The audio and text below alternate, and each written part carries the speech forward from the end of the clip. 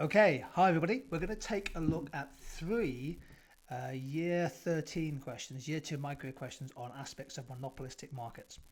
So here's a chance if you've revised this topic or covering it at school at the moment to have a go at three very specific questions, past level questions on monopoly.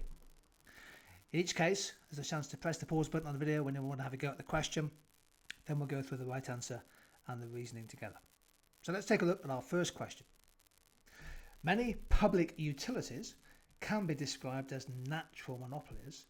Which of those statements, A, B, C or D, best describes the situation leading to a natural monopoly? Okay, have a go at this question. Press that pause button when you're ready. Come back to me and we'll go through the answer. So which of these statements, A, B, C or D, best describes a natural monopoly? What did you get? The correct answer to this question is A. There are high fixed costs and falling average costs over all outputs demanded. Now let's just think about some of the other options first of all. Yes, in a monopoly, there are oftentimes barriers to entry, and a legal restriction could be a barrier to new firms coming in, but it doesn't necessarily explain why only one firm might dominate the market. A single firm could control the supply of raw materials, but again, that's just one aspect of monopoly power. For example, a business could be vertically integrated and have a key control over an essential input into the production process. It doesn't necessarily or best describe the situation of natural monopoly. Likewise, a patent is effectively a kind of legal barrier to entry as well, perhaps in the pharmaceutical sector. The best answer is A, and the reason is as follows. A natural monopoly is described as an industry where there's a very high minimum efficient scale, or MES, the point where you achieve pretty much all of the possible internal economies of scale.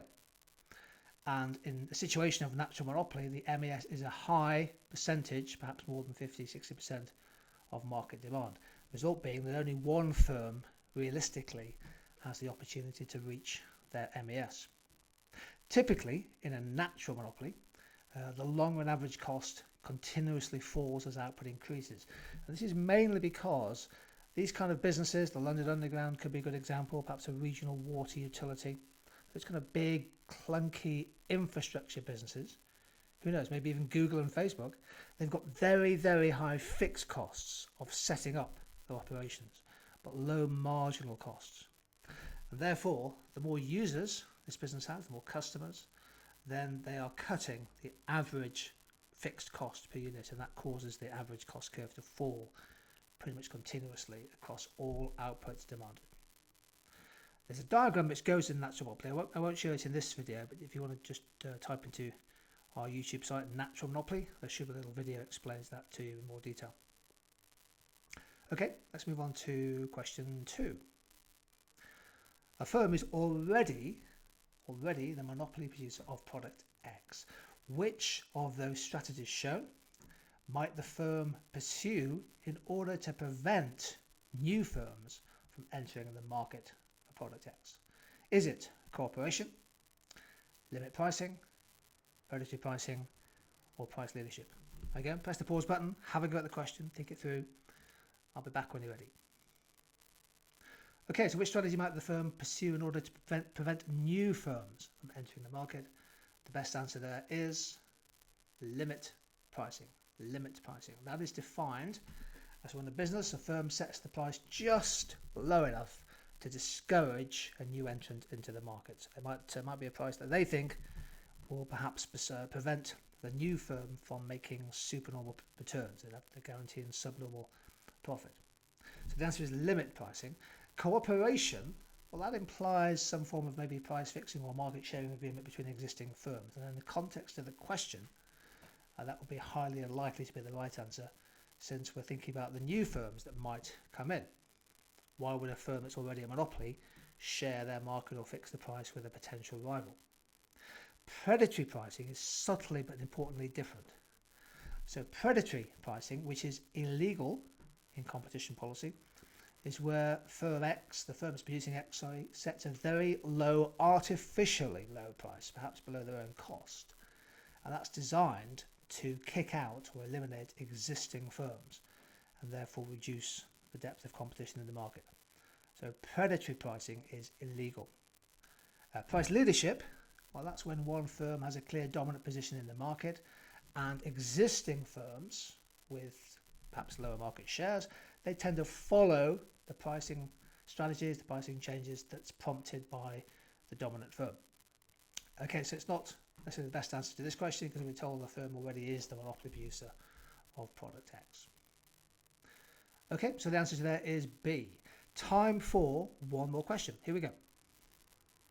A firm wishes to avoid attracting competition from new entrants. It charges the maximum price that's consistent with this aim. In which type of market structure does this firm operate? Have a go. Press the pause button. I'll be back with you when you're ready. So in which type of market does this firm operate? You have 4 market structures here. The correct answer to this market is A, a contestable market. Okay. Monopolistic competitive market, by the way, there are no entry barriers. The firm can come in. Monopolistic market is a firm with significant buying power. So that's more to do with the supply side of the market. Perfect competition, of course, firms don't have any pricing power at all. They are passive price takers in the marketplace. A perfectly contestable market is an industry where there are no significant entry or exit barriers. Businesses can come and go, they can enter or leave the market without any significant cost. What that means is that increases the possibility of new firms, new suppliers, breaking into the market. So for example, if the existing firms have set prices too high, if they've been exploiting their monopoly power, there is the potential for so-called hit and run entry as new firms look to make a bid to contest the excess supernormal profits that are available. And that threat of entry is the really key point when it comes to contestable markets. The threat of entry, if it's credible, can persuade existing firms that want to avoid attracting competition from new entrants. Existing firms can persuade them from following a pure profit maximizing price equilibrium where marginal cost equals marginal revenue. They're more likely, in fact, to price closer to cost rather than trying to maximize their supernormal profits.